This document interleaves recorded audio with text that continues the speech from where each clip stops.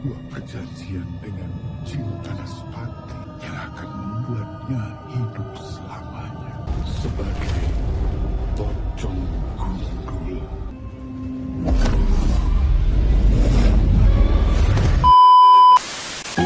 Hai, balik lagi di Plus62 Cinema. Thanks for the click this video. Kisah Tanah Jawa Pocong Gundul, sebuah film yang tayang di tahun 2023, di mana kisah kali ini akan berpusat kepada seseorang bernama Hao Mahendra dengan kekuatan retrokognisi miliknya yang justru membawa ia ke dalam masalah besar. Dengan mengangkat sosok mistis yang sudah tidak asing lagi di telinga kita, yaitu pocong yang kali ini berkepala plontos alias gundul. Dari mana sih datangnya pocong gundul tersebut dan apakah Hao dapat selamat dari cengkramannya? Jika penasaran, yuk simak alur cerita pocong gundul ini sampai selesai.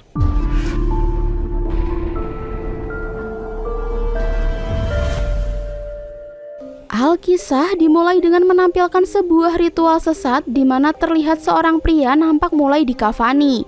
Kisah Tanah Jawa Pocong Gundul ini pun dimulai.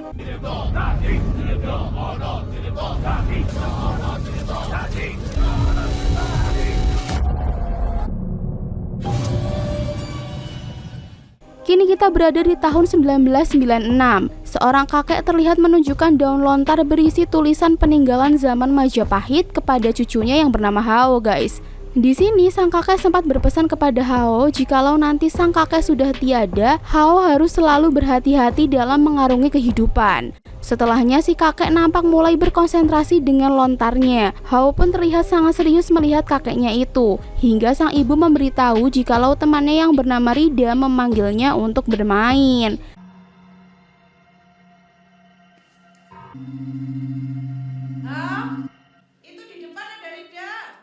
Hao pun beranjak meninggalkan sang kakek yang nampaknya masih berkonsentrasi tersebut. Sepeninggalan Hao, daun lontar tersebut pun mulai terbang keluar rumah terbawa angin, di mana sang kakek terlihat mulai tidak nyaman dengan ritualnya tersebut.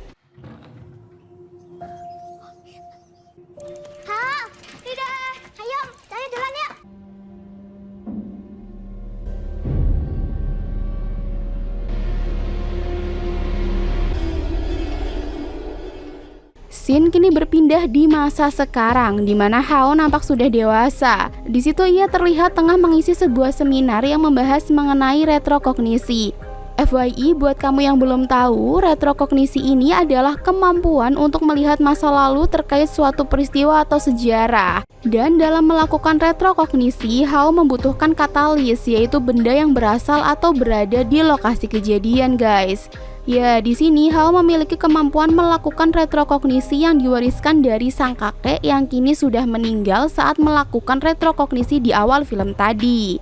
Saya harus menekankan pentingnya katalis dalam proses retrokognisi. Katalis ini merupakan penyambung antara masa kini dan masa lalu. Nah, umumnya katalis ini berupa benda milik seseorang dari masa lampau. Di situ ditampilkan pula beberapa penelusuran Hao saat melakukan retrokognisi di berbagai tempat-tempat bersejarah. Dari seminar tersebut nampaknya menarik perhatian dari pasutri bernama Sujatmiko nih, di mana mereka bermaksud untuk meminta bantuan kepada Hao mencari Sari, anak mereka yang menghilang secara misterius di sekolahnya 2 hari lalu.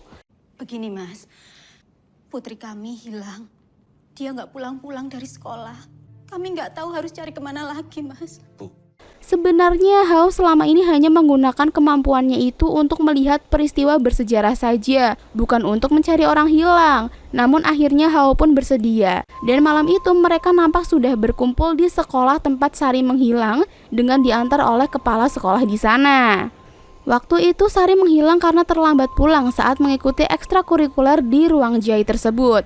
Untuk memulai ritualnya, Hao membutuhkan katalis, di mana sang ibu memberikan gunting yang terakhir kali digunakan oleh anaknya.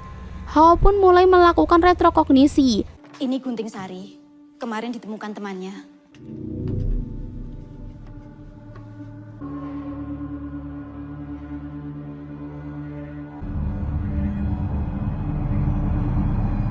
di mana ia terlihat melakukan setiap kejadian yang dialami oleh Sari pada sore itu. Awalnya ia hanya mengerjakan tugas seperti biasa, hingga ia merasa ada seseorang di luar. Ia pun mulai ketakutan, dan saat dicek ternyata tak ada seorang pun di sana. Aja kewakian ya, Nduk.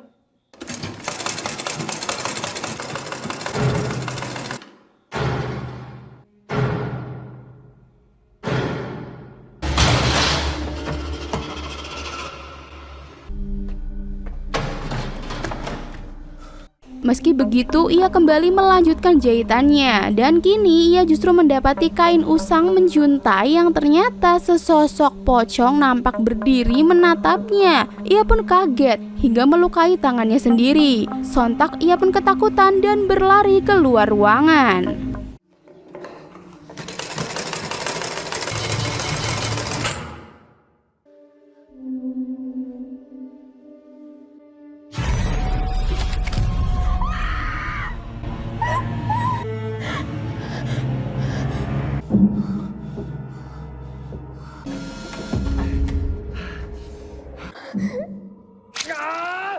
Ia pun dikagetkan oleh sosok pocong tersebut yang akhirnya menyeretnya sampai ke sumur tua. Saat tersadar, Hao langsung memberitahu orang tua Sari terkait keberadaan putrinya tersebut.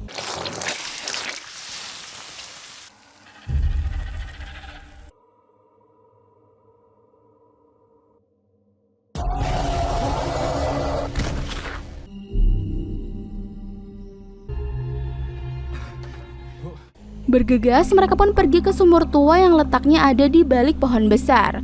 Benar saja, Sari nampak tergeletak di sana. Bergegas, Hao menuruni sumur tersebut, dan untunglah gadis itu tidak kenapa-napa. Yakin Sari ada di sini, Mas Hao?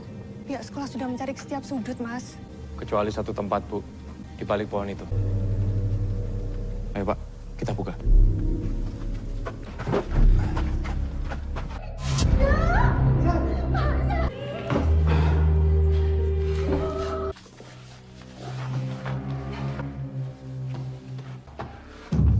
Tarik! Tarik! Terima kasih banyak, Mas Hao.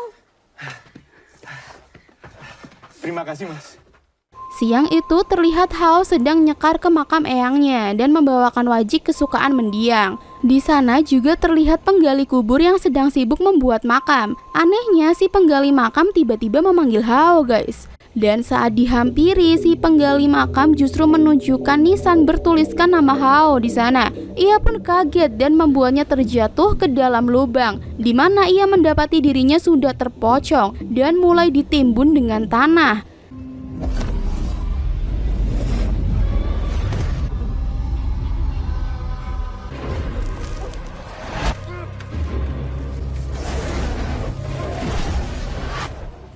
Tapi ternyata itu hanyalah penglihatan ya guys ya. Karena saat ini Hao baru saja sampai di rumah, di mana ia sempat pingsan saat berboncengan dengan Rida.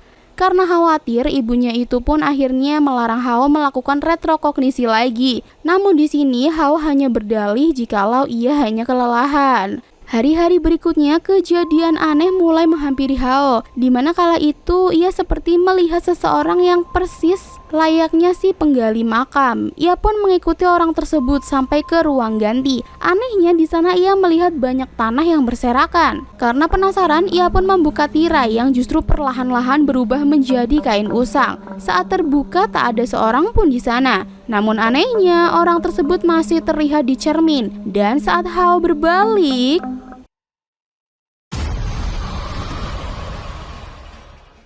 ya, nampaknya kini ia justru diincar oleh pocong gundul yang gagal memangsa Sari. Namun Sari tak begitu saja bisa lepas dari incaran sosok pocong tersebut, karena kini ia masih kerap diganggu olehnya. Dari situlah Ibu Sari kembali menghubungi Hao untuk bertemu.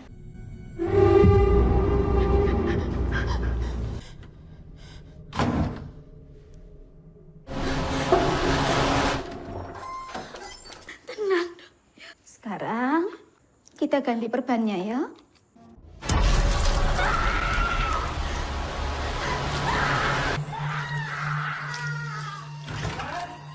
Kenapa, Dok? Bu Sujatmiko, Ge, ada apa Ge, Bu? Mengingat mereka berdua kini menjadi incaran sosok pocong gundul tersebut, Hao pun mencoba mencari cara untuk mengakhiri semua itu. Dan ternyata dahulu di sekolah itu juga pernah ada satu murid yang menghilang secara misterius seperti Sari, guys. Untuk menelusuri lebih lanjut, Hao kemudian mendatangi kepala sekolah untuk mencari informasi. Dan memang benar kejadian tersebut memang pernah terjadi di sana. Namun selama ini ditutup-tutupi oleh pihak sekolah, di mana kejadian tersebut nampaknya terjadi dalam kurun waktu 10 tahun sekali. Mengetahui akan hal itu, ayah Sari justru mengancam akan melapor ke polisi. Namun Hao menegaskan jika sampai pihak luar tahu, justru akan membuat Sari dikejar-kejar oleh media. Dan di sini gue keselnya sih sama ayah Sari ini yang nggak tahu terima kasih ya, dan terkesan meremehkan kemampuan Hao. Saya nggak terima. Saya mau lapor ke polisi dan sebarkan ke media. Kok bisa sekolah nutupi kasus kayak gini? Saya mohon jangan, Pak. Kok jangan gimana? Menyebarkan cerita ini ke media hanya akan bikin Sari anak bapak kejar-kejar wartawan. Kasihan Sarinya, Pak. Memang Mas Hao bisa apa lagi? Nyun Sewu, mohon diingat Pak, kalau bukan karena Hao, Sari tidak mungkin ada di rumah Bapak sekarang. Berbekal informasi dari kepala sekolah, Hao dan Rida kemudian mencari seseorang bernama Saman, di mana ia merupakan orang yang dulunya bertugas menjaga sekolah itu saat baru pertama kali didirikan. Dan benar nampaknya Pak Saman mengetahui sesuatu tentang misteri yang ada di sekolah tersebut. Ia pun bercerita mengenai masa lalunya yang sempat menimba ilmu hitam. Ia berguru kepada seseorang yang sakti mandraguna bernama Walisdi. Ini saatnya saya mengingkari janji itu.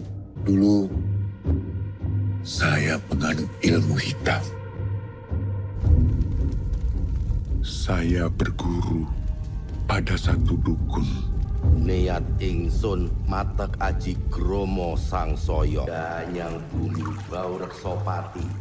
Namanya Walisdi. Pak Saman dan para pengikut lainnya dahulu sering mengadakan ritual untuk menyantet seseorang demi kekuatan dan kekayaan.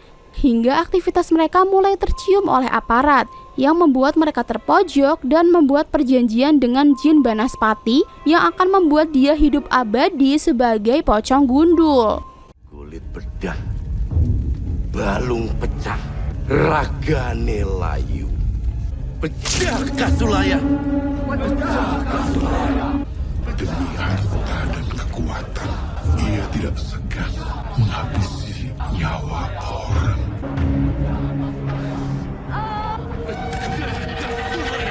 Aksinya mulai tercium pihak berwajib. Dalam keadaan terpojok ini, membuat perjanjian pamungkas. Sebuah perjanjian dengan jin Banaspati yang akan membuatnya hidup selamanya sebagai pocong gundul. Demi menebus kesalahan di masa lalunya itu, Pak Saman kemudian ingin membantu Hao mengakhiri semua itu. Meski hal tersebut ditentang oleh anaknya, namun kini tekadnya sudah bulat dan tak lagi memikirkan keselamatan dirinya sendiri. Neng wis rong nyawa tinggal tumbal arep tambah piro meneh. Bapak ki wong Allah, torasor. Mesih situasi dulu. Berbeda dengan Rida, di sini ia justru khawatir dan meminta Hao untuk mengurungkan niatnya melakukan retrokognisi ke zaman Walisdi saat mereka masih melakukan praktik ilmu hitam. Namun di sini Hao tetap kekeh hingga membuat Rida meninggalkan Hao karena tak ingin lagi terlibat dalam masalah tersebut. Kowe ra krungu po ceritane Pak Saman tadi? Aku bisa retrokognisi ke zamannya Walisdi dan menghentikan DE. Eleng, Hao. Kau pikir ini solusi semua masalah? Apa yang terjadi sama eyangmu? Maaf, Hao. Aku ra melu-melu. Setelah Pak Saman menyusul, mereka kini dalam perjalanan menuju ke sekolah. Di sepanjang jalan, Pak Saman juga bercerita jikalau dulunya sekolah tersebut merupakan tempat Walisdi dan para pengikutnya mengadakan berbagai ritual sesat. Tidak disangka-sangka, di atas kuburan Walisdi dibangun sekolah. Budi Pertiwi. Kini di tiap 10 tahun ia akan memangsa korban untuk mengisi tenaga, yaitu dengan cara menghisap sukma korbannya melalui jari telunjuk. Dari setiap mangsanya itu juga memiliki kesamaan weton, yaitu Selasa Kliwon. Namun belum selesai Pak Saman bercerita, mereka justru mulai mendapatkan teror, di mana dari bagasi mobil terdengar suara-suara seperti ada seseorang di dalamnya. Dari situ Hao menghentikan mobil untuk memeriksa bagasi. Ketika dibuka, ternyata tak ada apa-apa di sana. Memang Pak Saman ada rencana apa? Hao Kurniawan dan Samanudi, waktunya mati. Pak Saman dengar itu kan?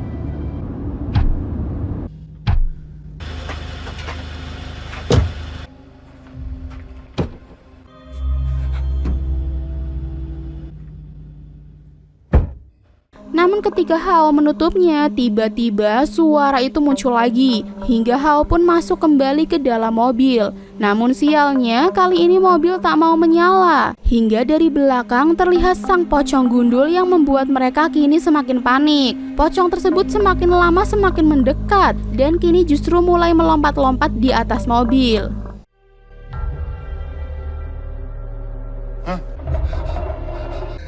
Biro saking seru. Buka sepatu.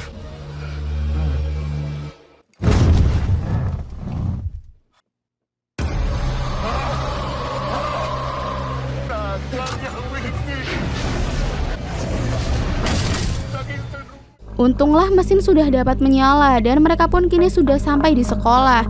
Bergegas Pak Saman hendak mengambil sekop yang ada di bagasi. Namun sial, ia harus terkena ludah pocong yang membuat mukanya melepuh.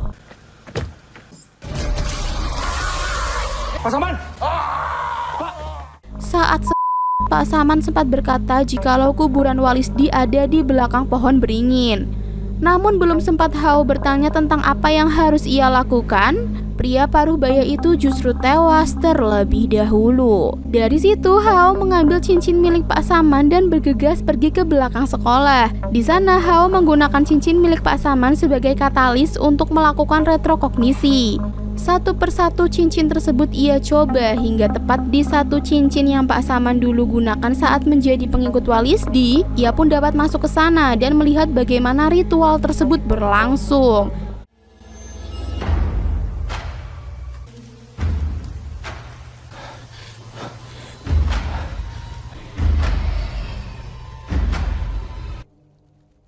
Niat kawula Sinetyo ono sinetyo tadi.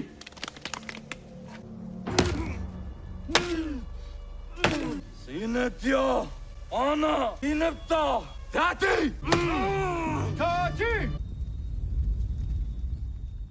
Puncaknya adalah ketika Walisdi digorok lehernya menggunakan keris, di mana dia nantinya akan bangkit kembali menjadi pocong gundul. Namun di tengah-tengah retrokognisi tersebut, sang pocong justru muncul di belakang Hao dan mengambil katalis yang ada di tangannya.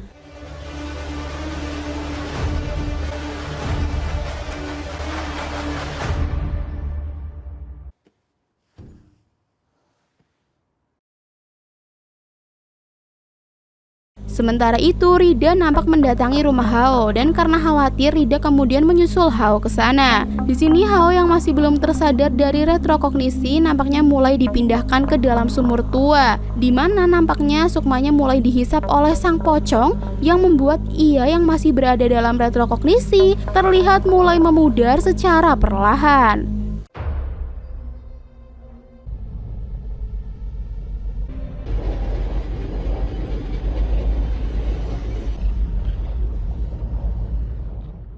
Sementara itu, Rida masih belum menemukan keberadaan Hao. Ia hanya menemukan beberapa katalis di sana. Untung saja ia sempat menyadari keberadaan sumur tua dan begitu melihat keberadaan Hao, ia pun turun untuk menyelamatkannya.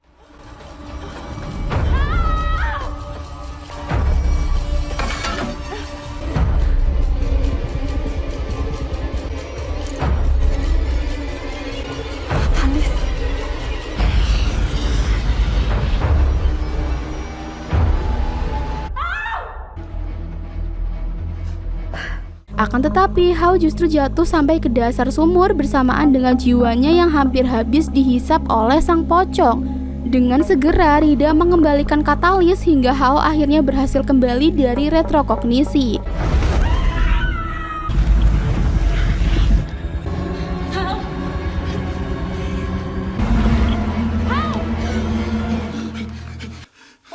Gundul itu membawamu ke sini, Hao. Dan memisahkanmu dari katalismu. Namun saat mereka mencoba keluar dari sumur, nampaknya sang pocong tak melepaskannya begitu saja. Dan justru Hao kini harus terjebak di sana hingga air seketika mulai menggenang.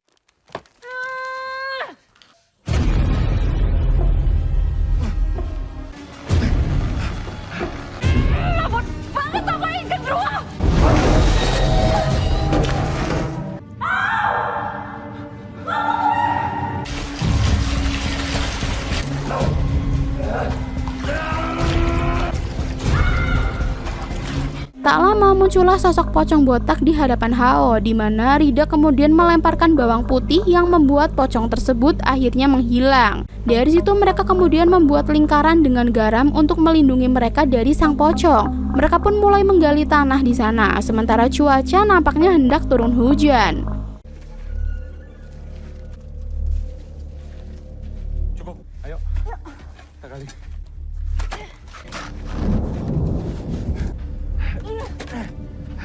Setelah cukup menggali, akhirnya mereka menemukan mayat Walisdi yang nampak masih utuh meski sudah puluhan tahun. Untuk melemahkan kekuatan sang pocong, di sini mereka mencoba melepaskan tali pocong tersebut. Namun nampaknya sangat susah untuk dibuka meskipun menggunakan pisau sekalipun. Apa itu? Seperti baru mati kemarin. Raisorit! Raisorit, koyak kawat! Untung saja Rida melihat ada keris yang tertindih mayat tersebut, dan benar saja tali pocong itu mulai dapat mereka buka satu persatu. Akan tetapi lingkaran garam yang mereka buat justru terputus akibat air hujan, yang akhirnya membuat Walisdi kembali bangkit. Seketika tanah kuburan tersebut pun tertutup tanah, dan dengan bersusah payah Rida pun dapat menolong Hao.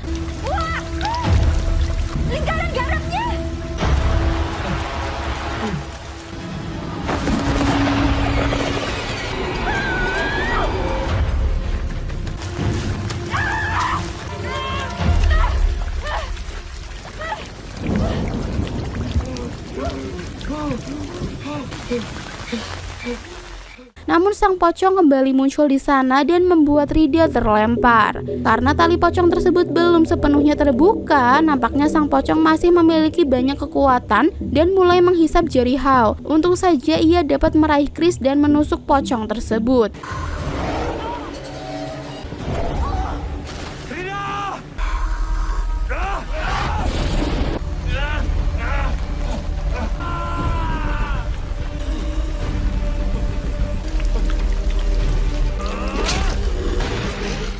Bergegas ia kembali memotong tali pocong yang tersisa. Hingga saat tali terakhir terbuka, pocong tersebut pun melebur. Begitu pula dengan jasad Walisdi yang seketika menjadi tulang belulang.